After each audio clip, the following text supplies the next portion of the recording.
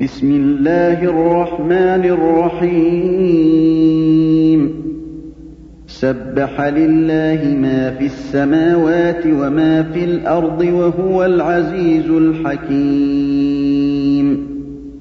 هو الذي أخرج الذين كفروا من أهل الكتاب من ديارهم لأول الحشر أعوذ بالله من الشيطان الرجيم بسم الله الرحمن الرحيم الحمد لله والصلاة والسلام على أشرف المرسلين سيدنا محمد وعلى آله وصحبه وسلم.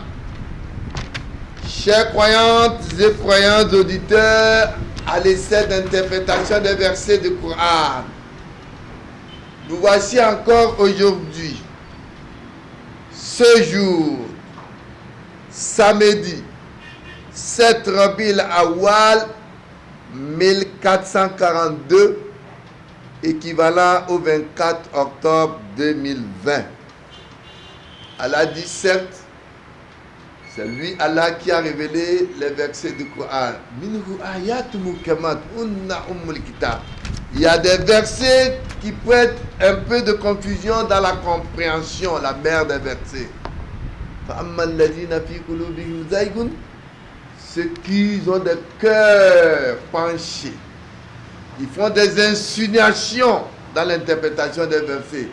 Ibtiga al-fitna, dans le but juste de créer la fitna dans la compréhension des versets, ou ibtiga at-ta'wil, dans le fait d'interpréter et de créer des malcompréhensions des versets, comme ya'lamu ta'wilahu illallah. Personne en dehors d'Allah ne peut interpréter les versets du Coran.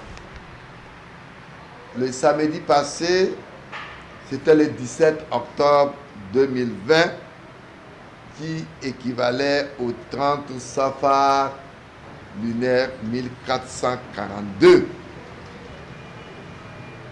Ce jour, nous avons évolué avec nos versets de verset 77 et 76 au verset 78. Nous avons dit que les négateurs ont comploté contre le prophète de quitter Makkah, sa maison.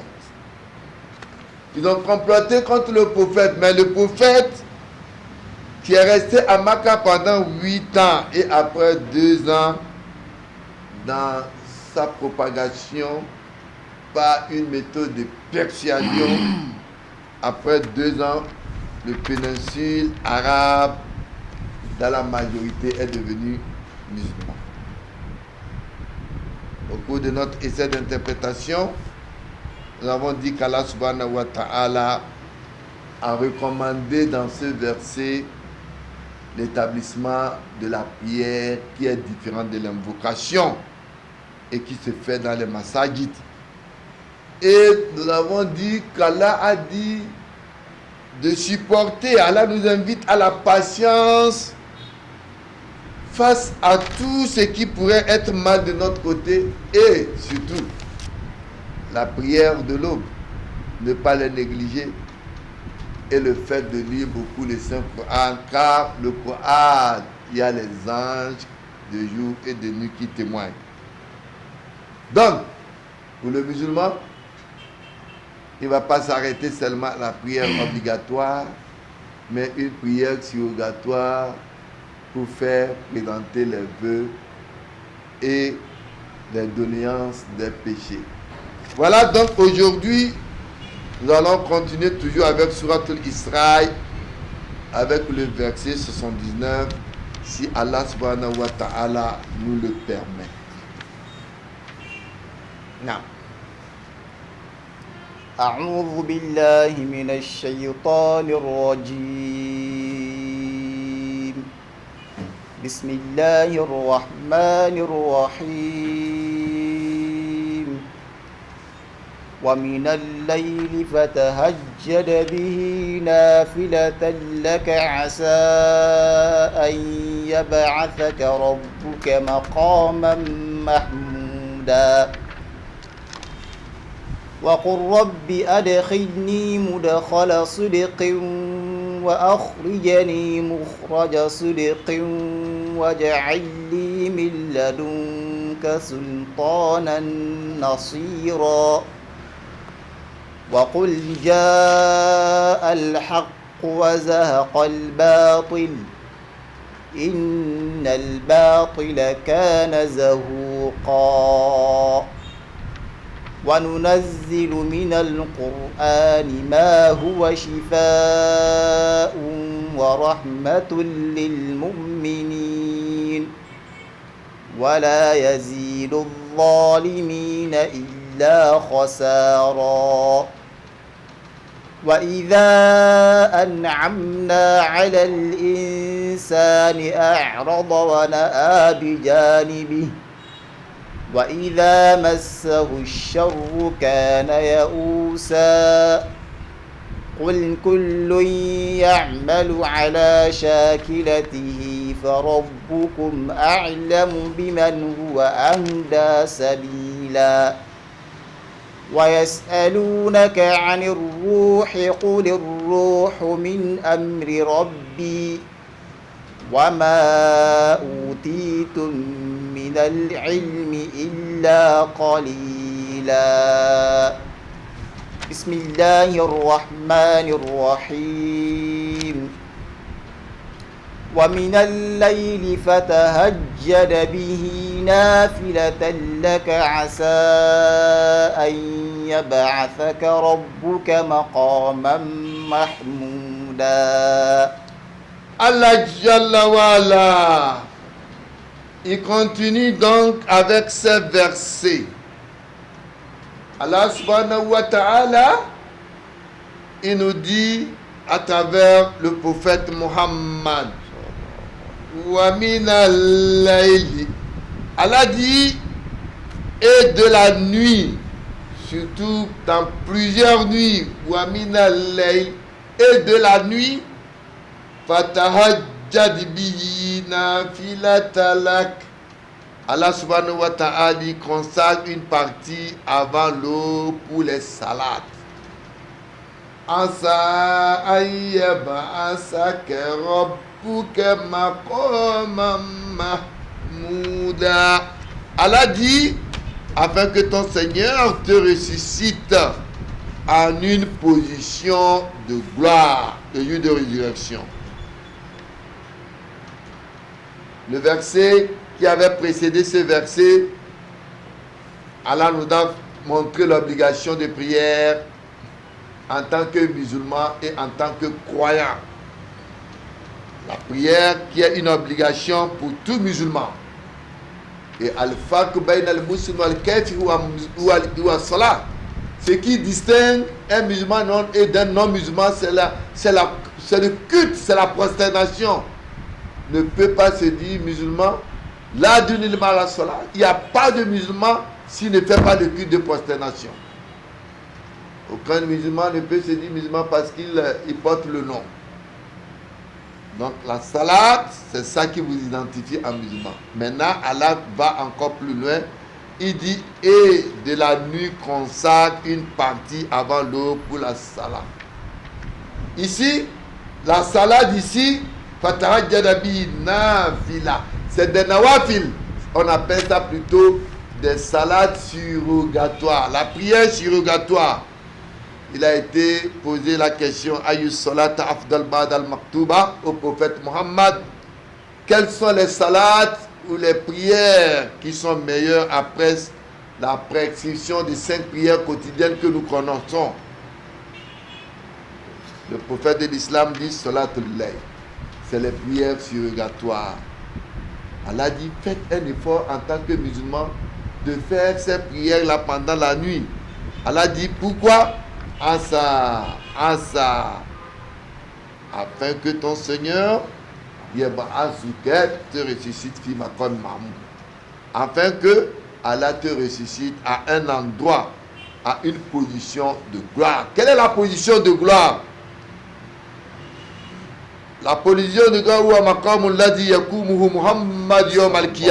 c'est l'endroit où le prophète Muhammad va se tenir le jour de Kiyama. Il va se tenir quoi? Ishafa Antonas.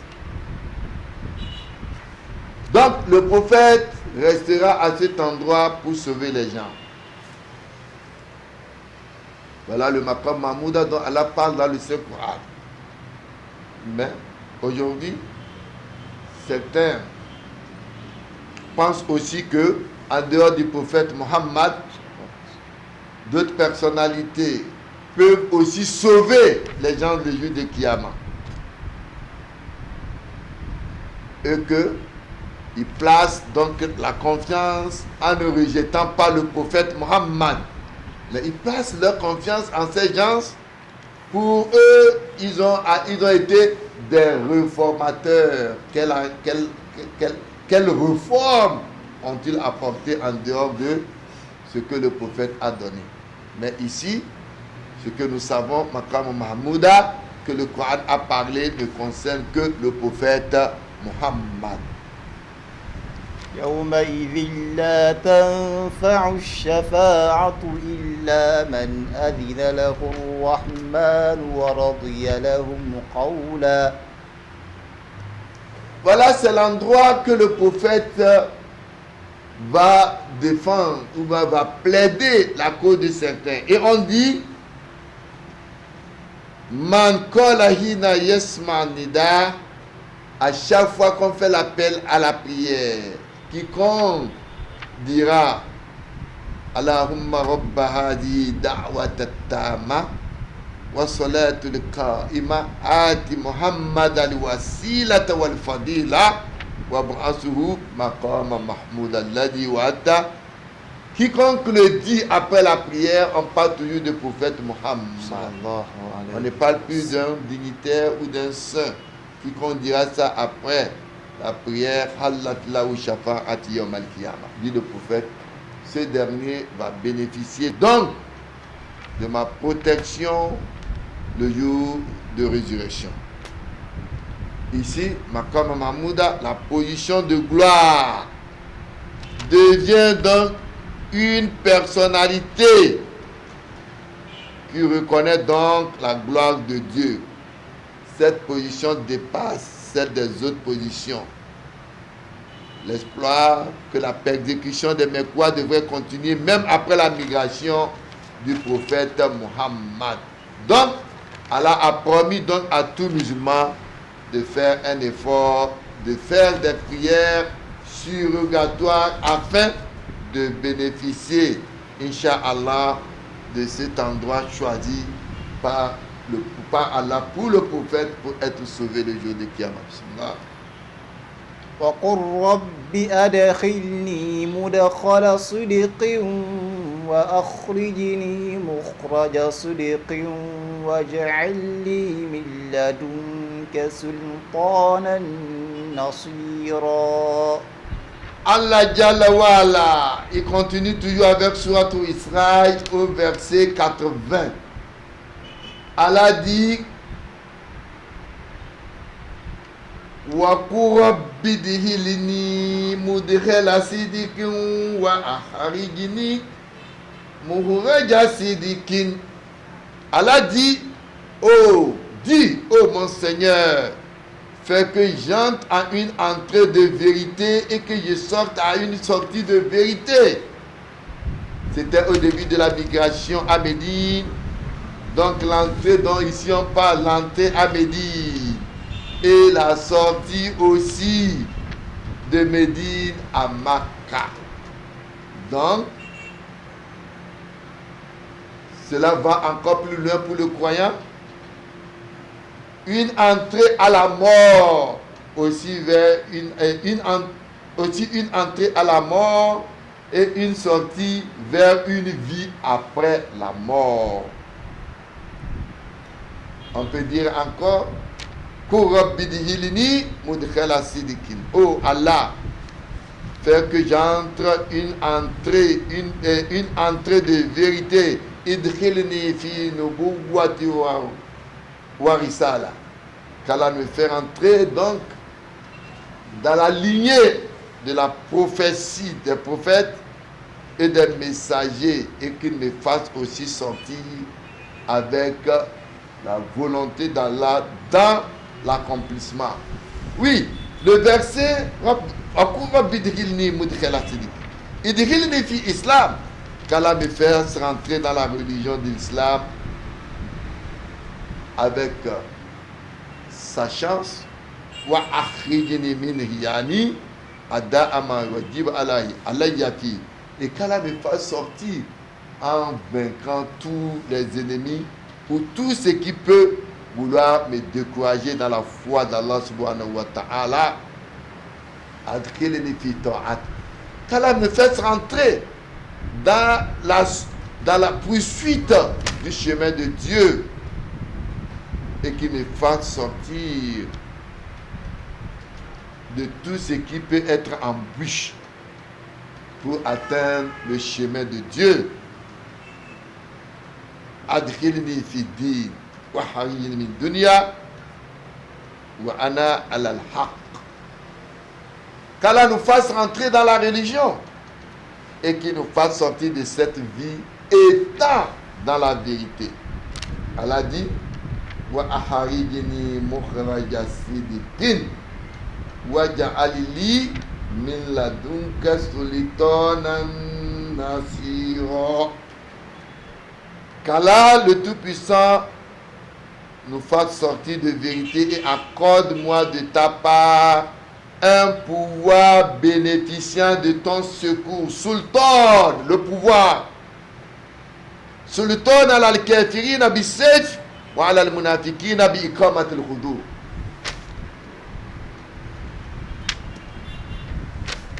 Cette prière doit être connue par tout musulman pour tout ce qu'il entreprend. C'est une prière ou une invocation pendant le temps de migration vers Médine qui était la Hijra. Migration dans la vérité et aller partout en vérité, car en islam, le mensonge exclut la foi en islam. Ici,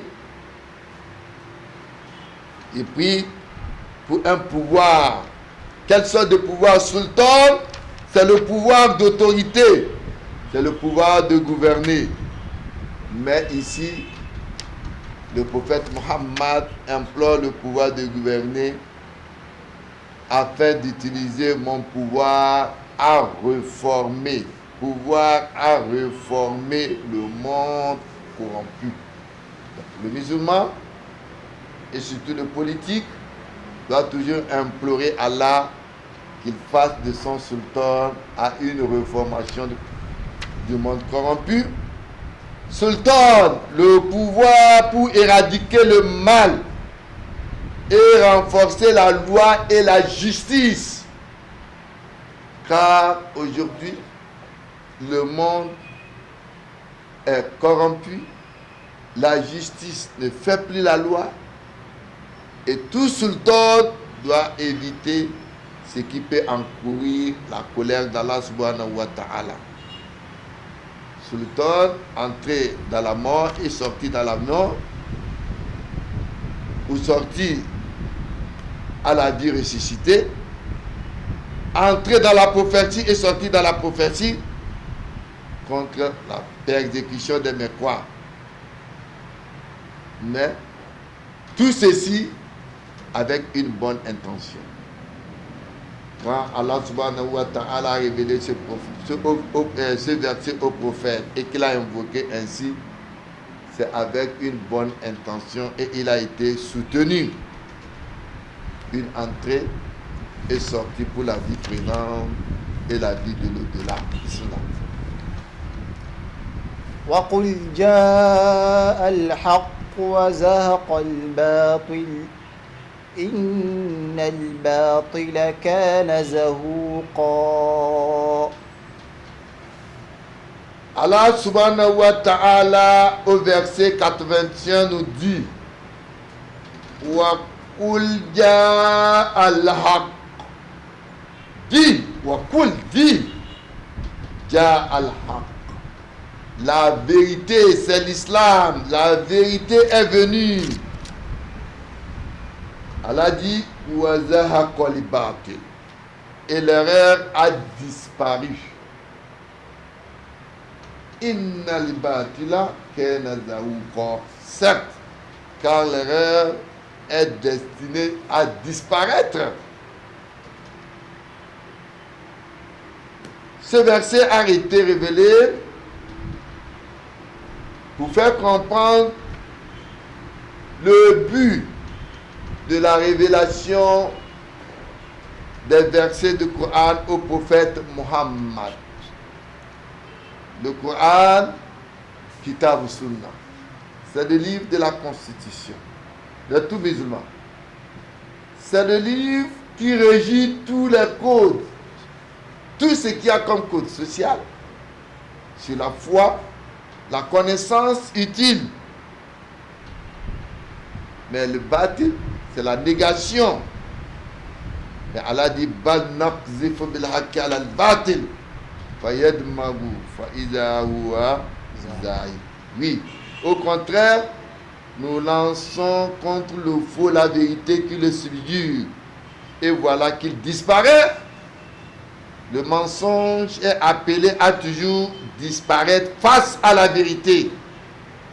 Le temps peut perdurer, mais certes, le mensonge disparaîtra. Qul jaa al-haq wa ma yubdi'u al-batil wa ma yu'id. Dis la vérité, l'islam est venu et le faux. La mécréance ne peut rien commencer ni renouveler. Al-batil, c'est le shirk, c'est l'idolâtrie. Al-haq, c'est la vérité, c'est le Coran. Ou al-batil est dirigé par Satan. Quand la persécution des musulmans a atteint un grand degré, un grand nombre de croyants ont émigré vers Abacha. Et le reste des croyants ont souffert de la persécution de telle sorte que la vie du prophète était en danger. Donc le mensonge ou l'erreur avait pris le pas sur la vérité. Et toujours, jusqu'à la fin du monde, il va toujours arriver que le mensonge prendra le pas sur la vérité. Mais cela n'était que de courte durée. Ça ne durera pas longtemps. Quand le prophète est revenu conquérir la ville de Makka et est rentré à Makka pour détruire plus de 360 idoles implantées. Donc, quand le prophète a détruit ces idoles, c'est en ce temps qu'Allah a révélé ce prophète et le prophète a prononcé cette kalma. La vérité est venue et l'erreur a disparu et que le mensonge ou l'erreur ne peut plus réapparaître. وننزل من القرآن ما هو شفاء ورحمة للمؤمنين ولا يزيد الظالمين إلا خسارا. Allah Jalla wa Ala, il continue avec ces versets. Allah subhanahu wa ta'ala, il nous dit au verset 82, Allah dit wa nunazzilu minal Qur'an wa nunazzil. Nous faisons descendre du Coran. Quand Allah dit nous, wa nous, le nous, c'est le pronom personnel pluriel qui est adressé à Allah subhanahu wa ta'ala. Et ici, c'est un pronom du respect. Ça ne veut pas dire que demain quelqu'un viendra me dire que quand Allah dit nous, il y a plusieurs Allah. Et me dire que donc le Coran a dit mais qu'il y a même Allah le Père, Allah le Fils, Allah le Saint-Esprit. Non. Allah dit Allah dit nous. C'est le pluriel du respect. Comme vous-même, vous vous adressez à un directeur, à un ministre, à un responsable. et vous lui dites vous. Il n'y a pas plusieurs devant vous, mais il est seul. Donc Allah dit wa nunazzil minal Qur'an. Nous faisons descendre du Coran. Le Coran, c'est le message de Dieu qu'Allah a révélé dans le Lawhil Mahfouz et qu'il fait donc envoyer au prophète Muhammad selon les besoins et les circonstances dans le temps. Allah dit wa nunazzil minal Qur'an ma huwa shifa. Allah dit il fait descendre ce qui est une guérison. Shifa, une guérison. Les versets du Coran suffisent d'être guéris quand vous entendez, même façon c'est stramolier, la tonation des versets. Allah dit c'est déjà aussi une guérison. Shifa ou rahmatul mu'minin, de tous les maux, parce que le Coran guérit tout ce qui est doute, wa nifaq, l'hypocrisie, wa shirk. C'est des maladies que le Coran guérit. Wa shirk, wa zir, wa mail, la distorsion, tout ceci, Allah dit qu'il guérit dans le Saint Coran. Allah subhanahu wa ta'ala nous dit que lui, Allah, il guérit dans le Saint Coran, il fait guérir dans le Saint Coran. Wa nunazzil minal Qur'an ma huwa shifa'u. Allah dit tout ce qui peut être donc guérison, comme le dit dans un autre verset, Kul huwa lilladina amanu huda. Le Coran est une guidance. Wa shifa, une guérison. Walladina la yu'minuna fi azanihim. Ceux qui ne croient pas dans leur oreille, wakron wa hum alayhim ama ulaika yunadawna min makanin ba'id. Ils ont donc des oreilles sourdes, ils seront appelés de loin. Allah dit wa idha ma unzilatis surat faminhum man yaqulu ayyakun zadatu wa imana faman alladhina amanu fadadatu imana hum yastabshirun fi qulubihim marad. Shifa, la guérison, parce que la guérison du cœur, Allah a placé dans le cœur des négateurs qui ne croient pas une maladie. Allah dit fi qulubihim maradun. Allah dit qu'il a placé dans leur cœur une maladie. Allah dit fi qulubihim maradun fazadahum marad. Cette maladie-là ne peut pas être guérie par le paracétamol, si ce n'est que par les versets du Coran. Donc, ceux-là qui prennent le Coran comme guide, leur livre, le droit, et sont dans la faveur d'Allah et sont guéris de tous les maux d'ordre mental. D'ordre mental, psychologique, et culturel et moral.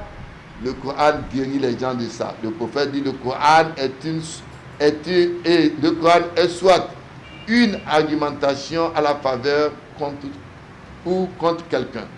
Le Coran guérit notre esprit cassé, l'espoir pour notre spirituel futur, réjouissance du pardon de tous nos péchés, privilégié pour tous ceux qui travaillent dans la foi, sauf ceux qui sont rebelles, ne verront pas la bénédiction. Plus ils vont s'opposer à la vérité, autant ils se trouveront dans la profondeur des péchés. C'est pourquoi Allah a dit dans le Saint Coran wa nunazzil minal Qur'an ma huwa shifa wa rahmatun wa la yazidu zalimina illa khasara. Allah dit cependant, cela ne fait qu'accroître la perdition des injustes. C'est sur ce verset que par la permission d'Allah, nous allons arrêter notre tafsir de ce jour. Ce jour, 7 Rabiul Awwal 1442, équivalent au 24 octobre 2020. Ce que nous avons pu dire dans notre essai d'interprétation vient d'Allah. Les imperfections sont nos manquements. Wallahu a'lam. C'est Allah qui sait mieux Wassalamu alaikum wa rahmatullahi wa barakatuh.